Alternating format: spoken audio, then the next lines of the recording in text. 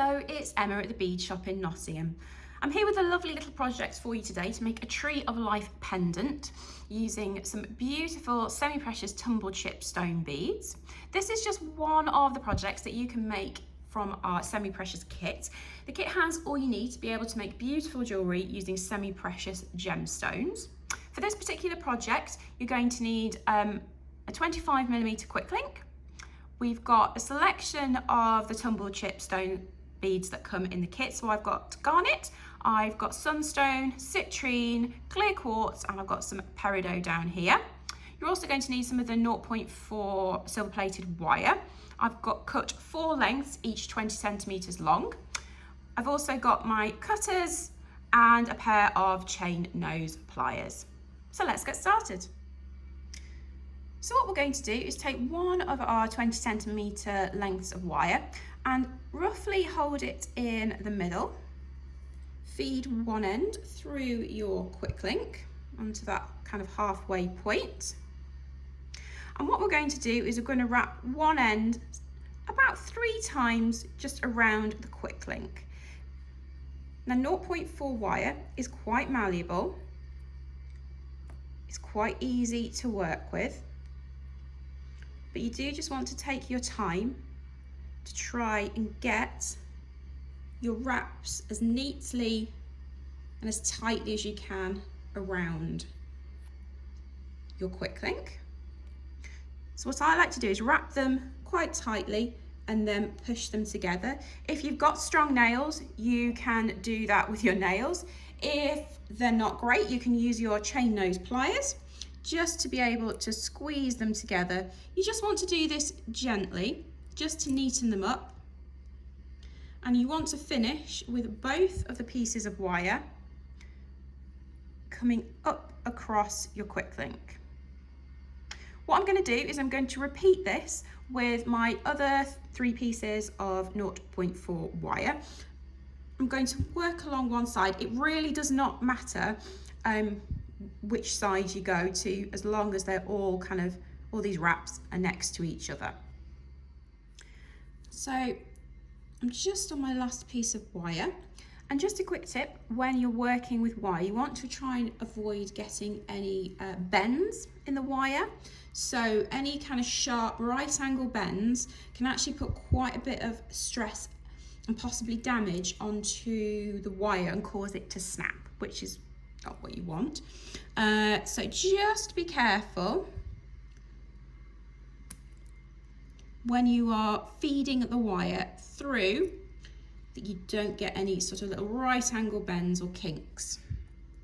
So there we go. You can see that they're all wrapped around the base next to each other. And what you want to do is just to help them stay in place, is just to use your chain nose pliers just to sort of crimp them on to the quick link. So I'm just gently squeezing them between the jaws of my chain nose pliers, and that will just help them to grip and stop them from sliding around. And the other thing you'll notice is that all my ends are coming out on top of my quick link. This just helps me to be able to feed my beads onto the wires easily.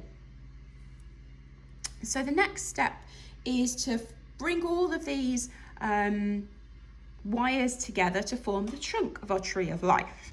So what you want to do is gather them together, and what we're going to do is twist them all, okay? So you're going to be twisting them all together, and what we want to do is create a twist sort of about halfway up.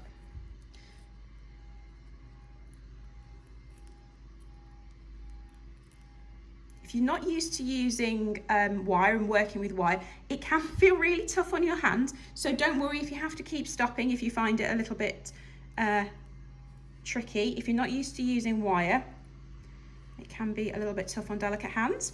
Okay. So once you've got a nice trunk, so going to about halfway across your quick link, then we want to start creating branches that come off, and we can start putting our beads on. So to start off with, I like to get the wires in kind of 2s and kind of start pulling them apart They don't necessarily have to be ones that are together, and you can also twist them as you're going along to get them to stay in place. So what I'm doing is I'm twisting the two together rather than one around the other.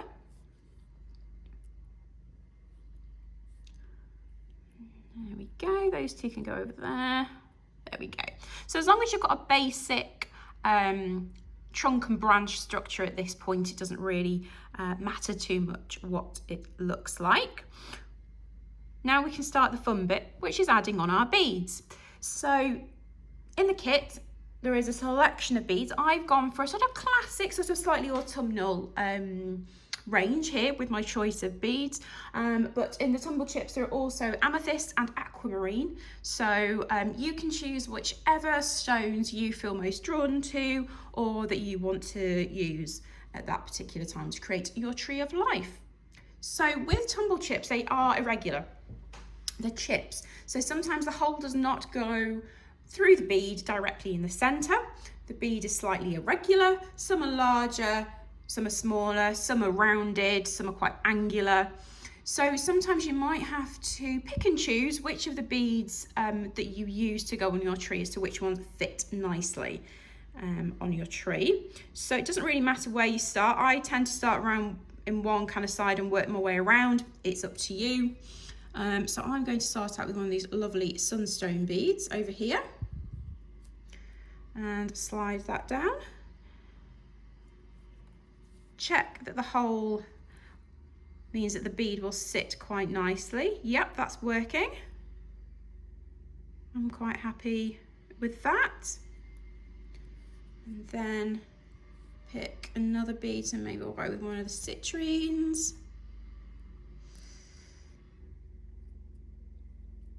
Maybe a quartz. And what you want is to be able to fill this wire with enough beads so that it just about reaches the edge of your quick link. Now, depending on the size of the beads that you choose, it will either be 2, 3, maybe 4 if they're particularly small. Some of the garnets tend to be quite small, as do the peridots. But just kind of check and see. Yeah, no, I'm happy with that. Once you're happy with how many beads are on and that it's just about hitting the edge of your quick link, we're going to secure this wire by, again, wrapping it around the quick link. It's exactly the same as we did at the beginning. So you're going to feed it through and pull it tight. Now you can use the chain nose pliers to help you pull it tight, but I would avoid using the chain nose pliers quite low down near to the quick link. If you want to use them to help you give a bit of extra leverage, I would actually use them at the end to help pull it tight, just because sometimes it can create a little bit of damage to the surface of your wire. It can also possibly create a little bit of a weak spot, so it's much better to do that at the end that you're going to cut off rather than down here, which we're going to need to wrap round. If you do create damage lower down, as you're wrapping, it may snap and then that particular branch won't be secure. So just feed it through. Again, I'm being very careful not to get any little kind of kinks or right hand bends in my wire. And again, I would probably go around 2 or 3 times to make sure that your wire is nice and secure.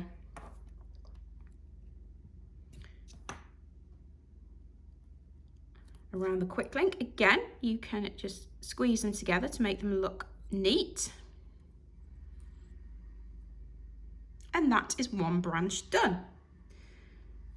So I'm just going to secure that one in place by squeezing. Be careful when you do that, that you're not sort of catching the beads, because you can sometimes chip the ends of the beads. And then I'm going to come in with my side cutters and just trim. And I tend to take the wire around to the back, flip it over, trim it, and then come back in with your chain nose pliers And again, you just want to secure that end and also just squash it down so that there is no sharp end of wire sticking up. There we go. So I'm going to move on to my second branch. So I might get less beads on this one. That's fine. So I didn't use any peridot on the previous one. So I'll come in with a little peridot and maybe a little garnet. Let's see. Yeah, that looks quite good. So I've only got 2 on there. That's fine. And again, we're going to secure it onto the quick link.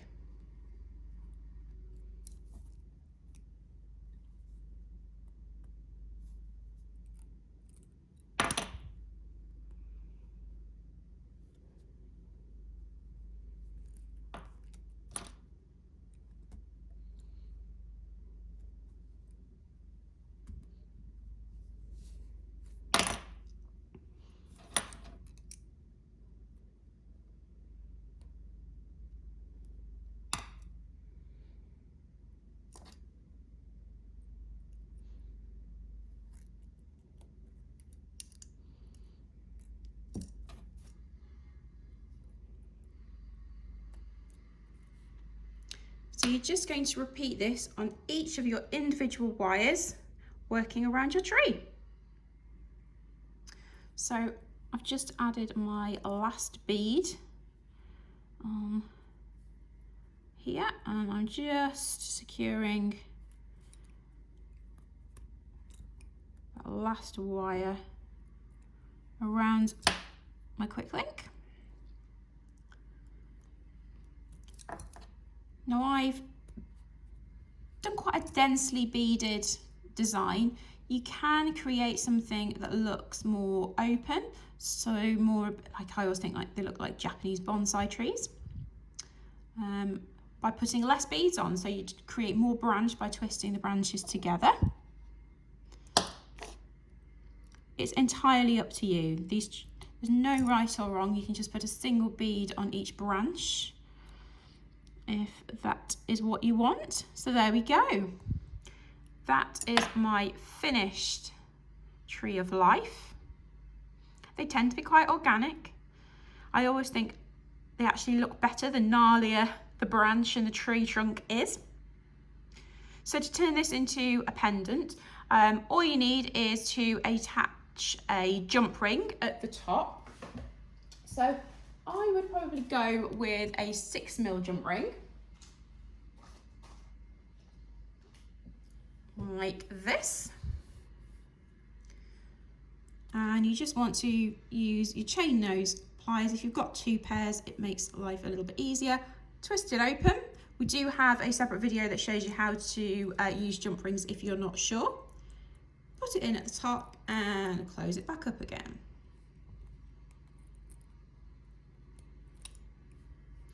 Then you can thread a necklace if you've already got a necklace that you want to use through there. You can put some cord. But that is your completed Tree of Life pendant. I hope you've enjoyed this little tutorial. As I say, this is just one of the projects you can create from our semi-precious kit. We've got loads more ideas of things to create in that kit. Lots of inspiration, as well as written instructions and photo tutorials as well. As I say, I will link below to that and all the other tools and materials that we've used in this tutorial.